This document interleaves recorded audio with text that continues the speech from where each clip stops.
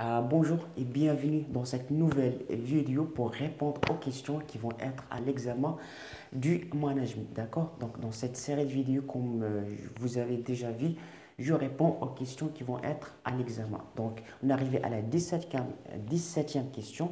Donc, dans cette question, au cas où vous aurez cette question à l'examen, présentez l'analyse SWOT. D'accord? Donc, pour répondre à cette question, dans cette vidéo, je vais vous euh, parler sur qu'est-ce que ça veut dire l'analyse SWOT, pourquoi on fait l'analyse SWOT et comment on le fait.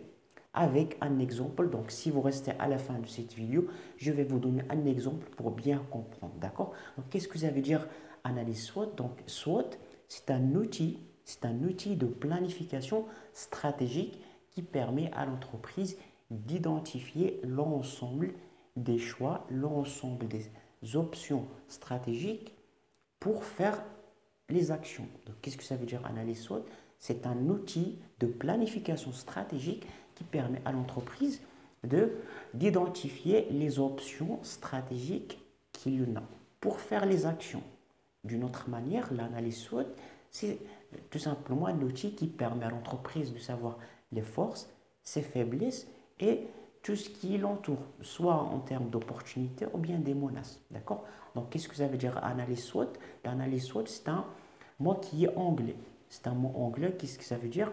Strength, S c'est strength, euh, W c'est weaknesses, O c'est opportunité, T c'est traits. Strength, euh, weaknesses, opportunity, traits. C'est en français, c'est force, faiblesse, opportunité, menace. D'accord? Donc c'est ça la signification de SWOT. Pourquoi l'entreprise fait l'analyse SWOT? Tout simplement, premièrement, parce que c'est un outil qui est très efficace, très simple par rapport aux autres outils. C'est un outil qui est très simple, qui permet à l'entreprise d'avoir une grande visibilité sur ses activités rapidement.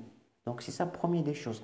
Deuxième des choses, c'est que l'analyse SWOT permet à l'entreprise d'avoir une idée sur ce qui se passe à l'intérieur de l'entreprise, c'est-à-dire les forces de l'entreprise et les faiblesses, ce qui se passe à l'intérieur de l'entreprise et ce qui se passe à l'extérieur de l'entreprise, c'est-à-dire les opportunités qu'il y en a à l'extérieur et les menaces qu'il y en a à l'extérieur. Donc c'est ça le pourquoi.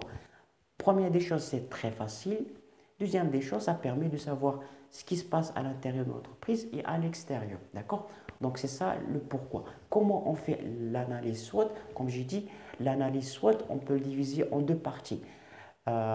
Tout ce qui est interne et tout ce qui est externe. Donc interne, c'est-à-dire que l'analyse SWOT permet à l'entreprise de savoir l'ensemble des facteurs qui influencent l'entreprise au niveau interne.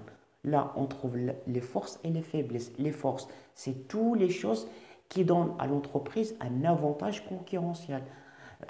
Ça peut être la qualité de ses produits, ça peut être les relations avec ses clients. Donc, c'est quelque chose, c'est une force. Donc, ça, c'est une force. Faiblesse, c'est-à-dire quelque chose dont l'entreprise est faible. Peut-être le prix de ses produits, s'il y a des produits qui sont très chers, mauvaise qualité, ou bien si l'entreprise ne gère pas bien ses fonctionnaires, une mauvaise gestion, etc. Donc, c'est des faiblesses. D'accord? On détecte ces faiblesses. Pour tout ce qui est extérieur, qu'est-ce qu'on trouve? On trouve les opportunités et les menaces. On doit chercher toutes les opportunités qui entourent l'entreprise.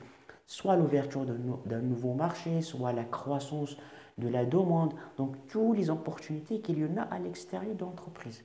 L'entreprise ne peut pas contrôler ça, mais c'est à l'extérieur. Pour les faiblesses, pardon, pour les menaces, c'est-à-dire les facteurs qui influencent l'entreprise d'une manière qui est négative. Ça peut être l'arrivée d'un nouveau concurrent, les règlements politiques, une décroissance de la demande, etc.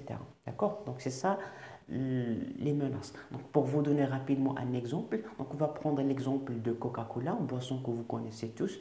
Donc pour Coca-Cola, quelles sont les forces de Coca-Cola? Les forces de Coca-Cola, c'est qu'il a un réseau de distribution très large, beaucoup dans plusieurs pays dans le monde. Ça, c'est les forces. Les faiblesses, c'est que pour Coca-Cola, il n'a pas une très très large gamme de produits. On trouve qu'un seul produit. Pour les opportunités de Coca-Cola, c'est qu'il y a toujours une croissance de la demande. La demande, c'est toujours évolue. Pour les faiblesses, pardon, pour les menaces, c'est que pour Coca-Cola, on a toujours, ou bien les consommateurs ont toujours une image qui est négative sur les boissons sucrées. D'accord? Donc en général, c'est ça comment on fait l'analyse SWOT avec un exemple. J'espère que vous l'avez compris. Si vous ne l'avez pas encore compris, vous pouvez me le dire dans les commentaires. Et voilà, si vous avez encore une fois des difficultés à comprendre la manière dont je vous explique en français, le lien dans la description d'une méthode qui vous permet de parler français couramment en seulement 30 jours. Allez, je vous dis bon courage et à la prochaine vidéo.